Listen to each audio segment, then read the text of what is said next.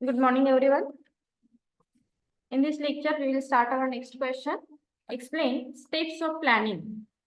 In last lecture, we will discuss about what is meant by planning and its feature.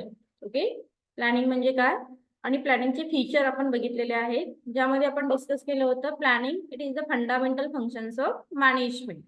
It is very important functions of management because it is directly impact or affect on other functions of management. जे की बाकीच्या function वरती काय होतं तर त्याचा impact होतो.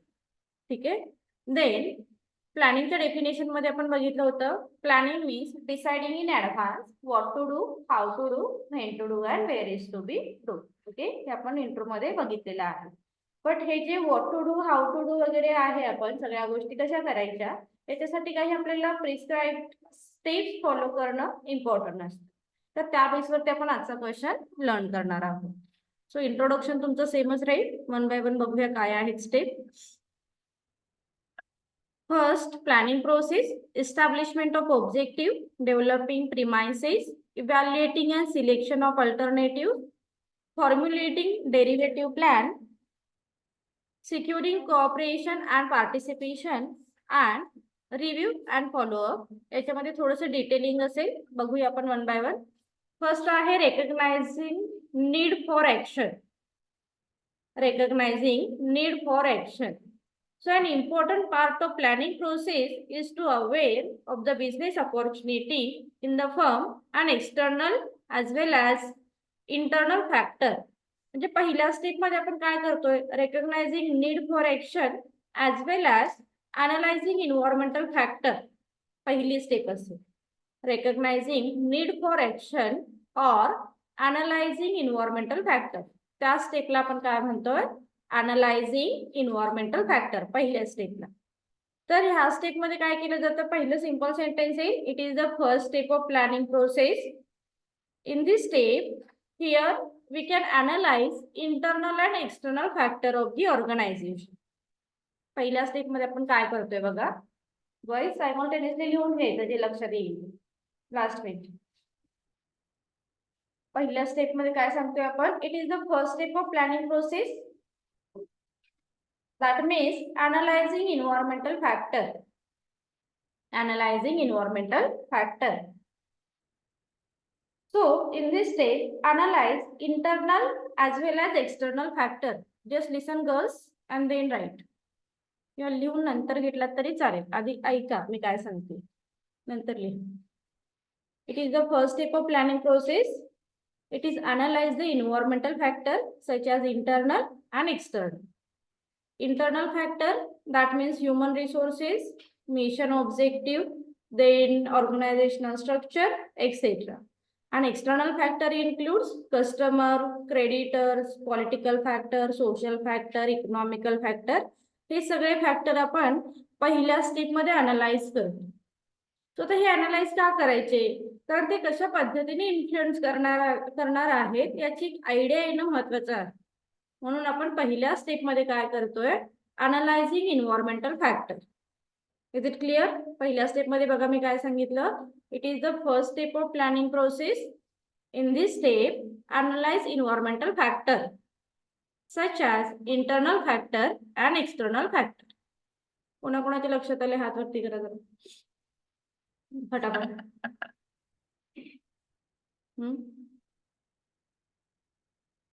So पहिल्या स्टेप मध्ये आपण इन्व्हायरमेंटल फॅक्टर जे काही आहेत ते अनालाइज करतोय, ज्यामध्ये काही इंटरनल फॅक्टर असतील आणि काही एक्सटर्नल फॅक्टर असणार आहेत. Right.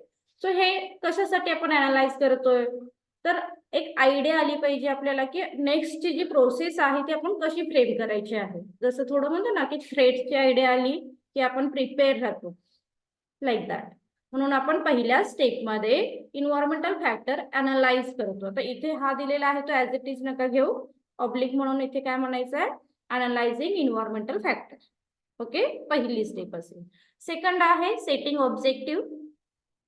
Setting objective. Gandharv, setting objective म्हणजे काय असेल रे? सेटिंग माहिती, ऑब्जेक्टिव्हचं काय केलं जाईल इथे? सेटिंग ऑब्जेक्टिव्ह कोण सांगेल? आता पहिल्या स्टेपमध्ये आपण इन्व्हायरमेंटल फॅक्टर सगळे अनालाइज केलाय. सो सेकंड स्टेपमध्ये आपण काय करतोय, setting objective. Setting in the sense set organisational objective. ऑर्गनायझेशनचे काही कॉमन ऑब्जेक्टिव्ह असणार आहेत अँड काही स्पेसिफिक ऑब्जेक्टिव्ह असतील जे आपण काय करणार आहोत, अचीव्ह करणार आहोत. So basically here set setting objective it is the real step of planning process. जसं प्रत्येक ह्याला असं नाही म्हणू शकत it is the second step, it is the third step, it is the fourth step असं म्हणणार आहोत का आपण, नाही. बट इथे लक्षात ठेवा, पहिलं सेंटेन्स येईल it is the real step of planning process. कारण एक्झॅक्टली प्लॅनिंग कशासाठी करणार आहोत ते आपण ह्या स्टेप मध्ये क्लिअर करतो. ठीक आहे. So it is the real step of planning process. Nihal simultaneously लिहून घ्यायचं म्हणजे लक्षात राहील. गंधर्व पेन चालू असला पाहिजे म्हणजे ध्यान बाहेर नाही जाणार. It is the real step of planning process. So in this step setting organisational objective. Second sentence मध्ये लिहितोय आपण in this step setting organisational objective such as organisational objective नक्की काय असतात, बेसिकली कोणते कोणते असतात ते सच ॲजच्या पुढे मेन्शन करायचे.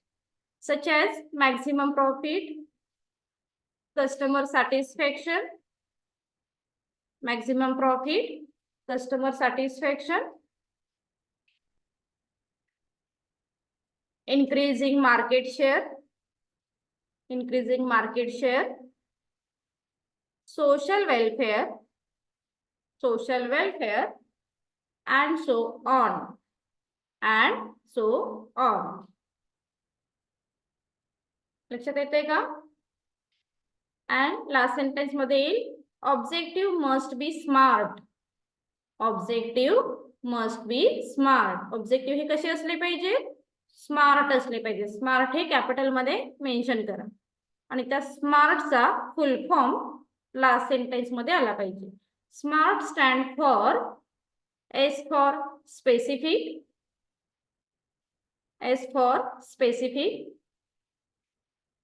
M for measurable, A for achievable,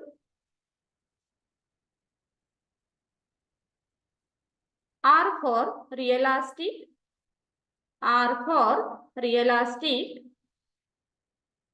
and T for time bound.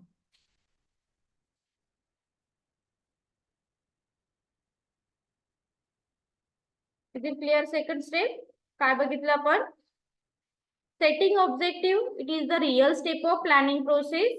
In this step setting organizational objective such as maximum profit, customer satisfaction, social welfare, increase market share, and so on. So objective must be smart, and smart stand for specific, measurable, achievable, realistic, time bound, etc. कोणाकोणाला clear झालं second point?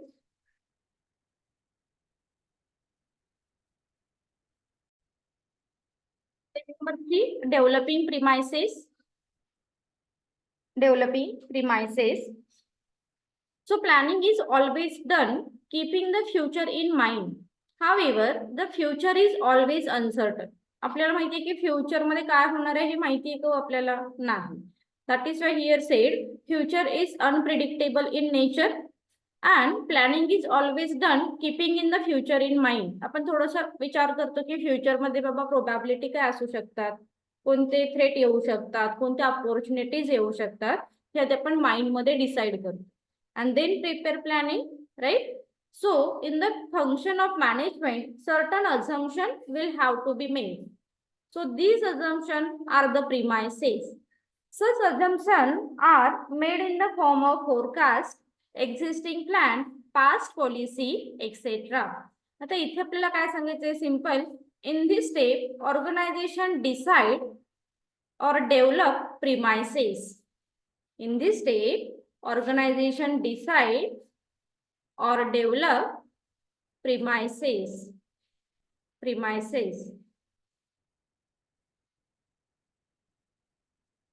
Developing premises, it is based on developing premises, it is based on assumption.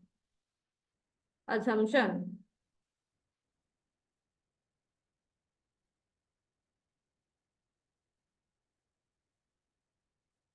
And third sentence मध्ये लिहा, such assumptions are made, such assumptions are made in the form of forecast, existing plan, past policy, etc. Past policy, etc. Third step clear झाली का बघा.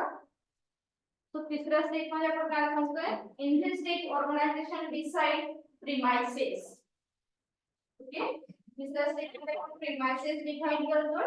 So premises it is basically depends on certain assumption and assumption focus on कशावरती focus करतात, assumption किंवा assumption is based on the past performance organization policy.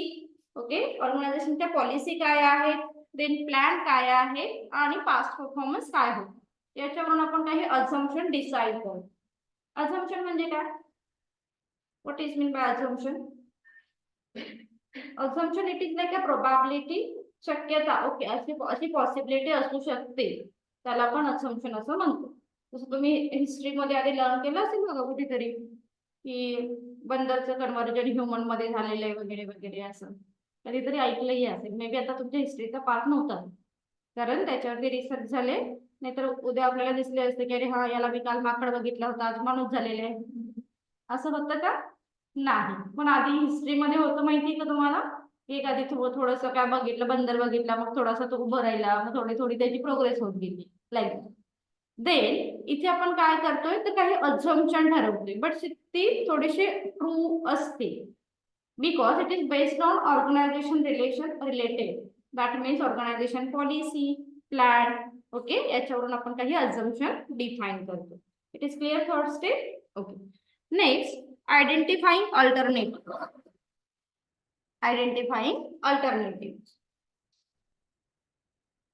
So in this step, to identify the alternatives available to the manager, there is no one way to achieve the organizational objective. There must be multiple choice. All these alternative course should be identified and there must be option available to the manager. तर इथे आपण काही premises define केलेले आहेत आणि आपल्याला काय करायचं, या प्रोसेसच्या under here we can achieve organizational objective. लक्षात ठेवा, हे सगळं प्लॅनिंग कशासाठी चालू आहे, ऑर्गनायझेशनलचे ऑब्जेक्टिव्ह अचीव करण्यासाठी.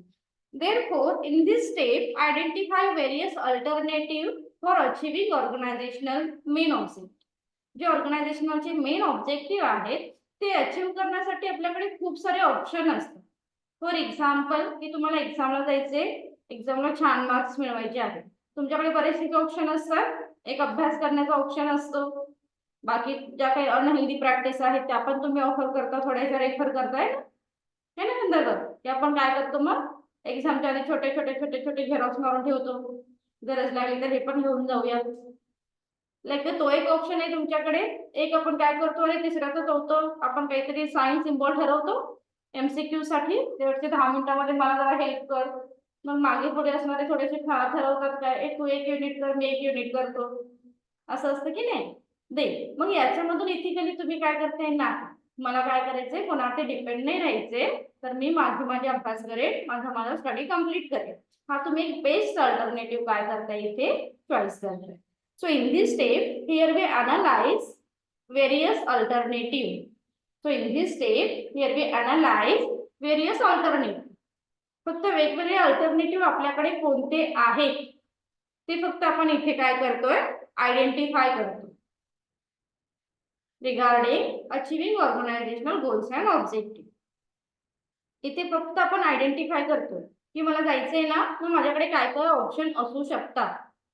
In this step, here we identify various alternative. That's it. Just alternative identify करतो, एवढंच लक्षात ठेवा. आणि हे आयडेंटिफाय अल्टरनेटिव्ह काय करणार आहेत, आपल्याला हेल्प करणार आहेत. So these alternative help for achieving organisational objective. These alternatives help to achieve organizational objective. Clear? इथे फक्त आपण अल्टरनेटिव्ह आयडेंटिफाय करतो, बस एवढंच असणार आहे. लक्षात ठेवा, स्टेप थोडंसं बायफर्केट केलेले आहेत. आधीच्या स्टेप मध्ये आपण फक्त अल्टरनेटिव्ह आयडेंटिफाय केलेले आहेत. सो ह्या स्टेप मध्ये काय सांगितलेलं आहे, examining alternative. Okay, examining alternative.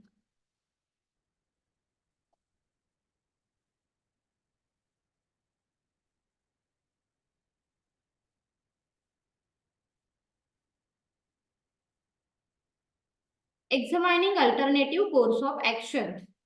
Examining alternative course of action.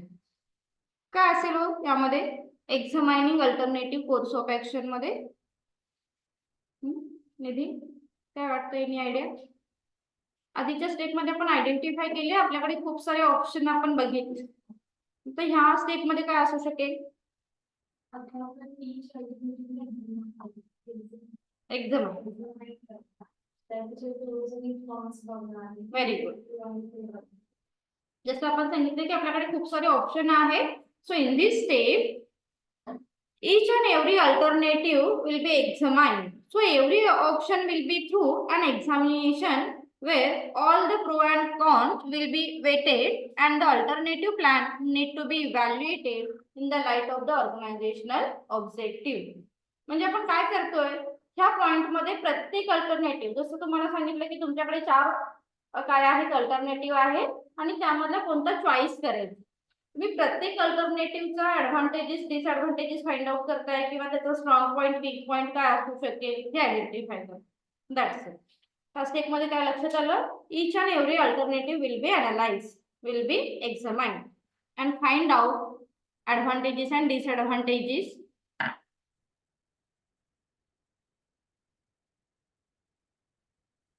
Pro and con म्हणू शकता किंवा ऍडव्हान्टेजेस अँड डिसएडव्हान्टेजेस म्हणू शकता. ठीक आहे. Analyze. In this step, examine each and every alternative and to identify pro and con म्हणा किंवा advantages and disadvantages म्हणू शकतो. And to identify advantages and disadvantages of each alternative. Suppose हा alternative आपण चॉईस केला, तर त्याच्यामधून आपल्याला काय ऍडव्हान्टेजेस होऊ शकतात, किंवा एखादा अल्टरनेटिव्ह आपण चॉईस केला तर त्याच्यामधून काही डिसएडव्हान्टेजेस होऊ शकतात. येते लक्षात? चिन्मय लक्षात येत नाहीये का? आता आपण काय केलं आधीच्या स्टेप मध्ये, की आपल्याला ऑब्जेक्टिव्ह अचीव्ह करण्यासाठी किती मेथड आहेत आपल्याकडे किंवा किती ऑप्शन आहेत हे आपण आयडेंटिफाय केलं होतं आधीच्या स्टेप मध्ये. ह्या स्टेप मध्ये सपोज तुझ्याकडे 10 ऑप्शन आहेत. जसं आता आपण एक्झाम्पल काय घेतलं की एक्झाम जवळ आली आहे, तुम्हाला एकतर सेल्फ स्टडी करायचा एक ऑप्शन आहे, सेकंड ऑप्शन आहे की तुम्ही तुमचा टास्क डिस्ट्रीब्यूट करून घेताय फ्रेंड मध्ये, एक युनिट तू कर, एक युनिट मी करेन, एक युनिट थर्ड पर्सन करेल, हा एक ऑप्शन आहे. आणि तिसरा ऑप्शन आहे की डायरेक्टली चीट घेऊन जायचं, कॉपी करायची आणि पेपर लिहायचं. तर हे 3 ऑप्शन आहेत. तर ह्या 3 ऑप्शन मध्ये तुला चॉईस करायचं आहे. तर तो चॉईस करायच्या आधी काय करतोय, प्रत्येक ऑप्शनचा ऍडव्हान्टेजेस आणि डिसएडव्हान्टेजेस लिहून ठेवतोस. That's it.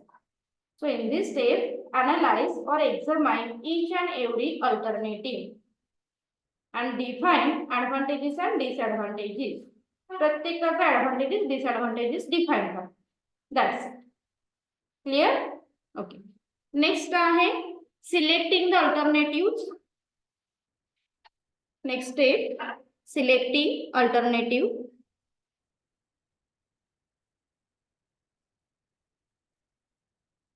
आता काय असेल सांग बरं, लास्ट वीक हा तू सांग. ह्या स्टेप मध्ये काय असू शकेल? आता आधीच्या स्टेप मध्ये आपण प्रत्येक काय केलं, एक अल्टरनेटिव्हचं इव्हॅल्युएशन केलं की याच्यामध्ये हे ऍडव्हान्टेजेस आहेत, याच्यामध्ये हे आहे, त्याच्यामध्ये हे आहे. तर ह्या स्टेप मध्ये आपण त्या 3 पैकी एक सिलेक्ट करतो. आलं लक्षात? Select. So selection the alternative, finally we reach the decision making stage. आता हे एक सेंटेन्स लक्षात ठेवा की डिसिजन मेकिंग स्टेज कोणती आहे. So selection the alternative. It is the decision making stage. It is the decision making stage. Because इथे काय केलं जाणार आहे, best and most feasible plan will be choice. Because here best and most feasible plan will be choice.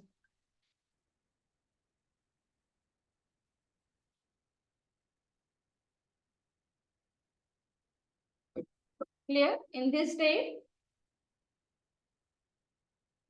this step, it is the decision making stage. In this step, choice based alternative, that's it. Choice based alternative. आपण best alternative कोणता आहे तो choice केला.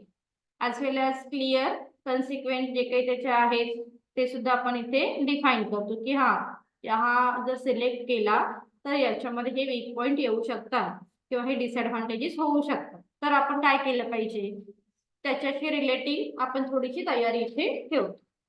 Clear ही step? Okay. Next, formulating supportive plan. Formulative supportive plan.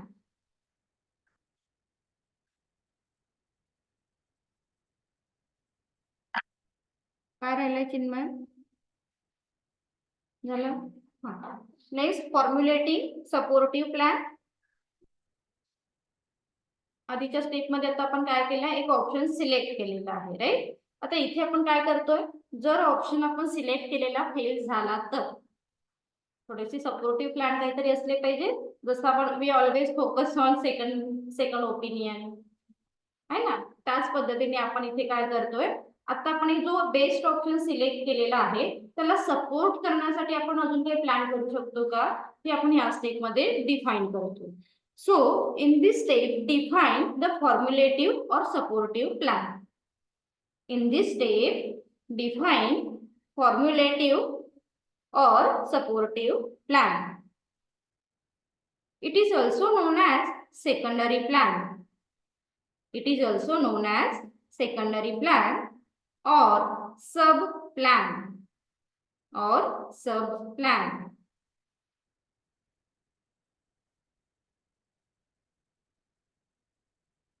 बस clear. Which is helpful for achieving main plan.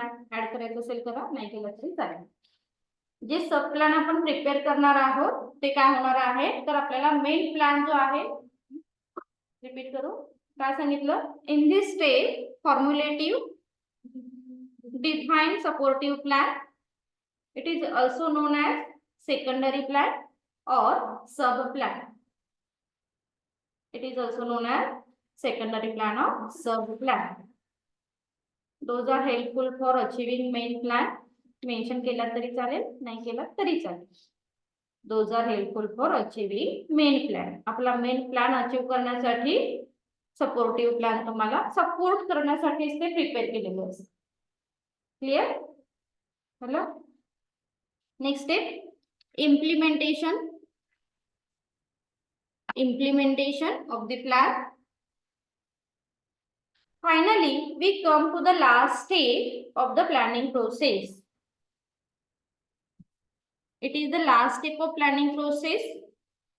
आता तुम्हाला MCQ मध्ये दोन ऑप्शन जर दिले असतील, इम्प्लिमेंटेशन हा एक ऑप्शन असेल आणि रिव्ह्यूचा एक ऑप्शन असेल. ओके, रिव्ह्यू किंवा फीडबॅक असं जर ऑप्शन असेल तर feedback it is the last step.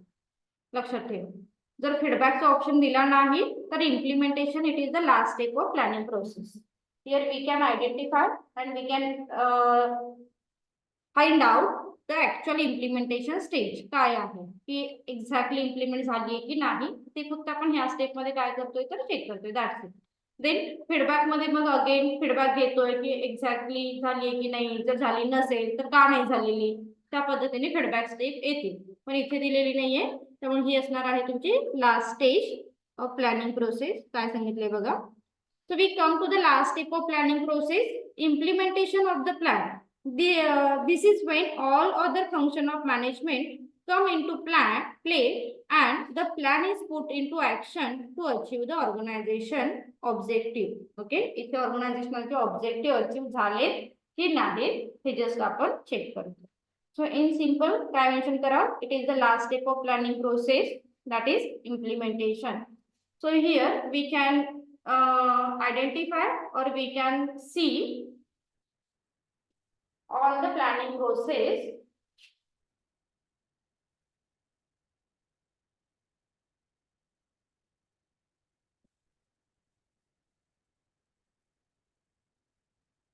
It is the last step of planning process, that is implementation. Here we can change or here we can check, here we can see all the steps of planning process can be implemented effectively.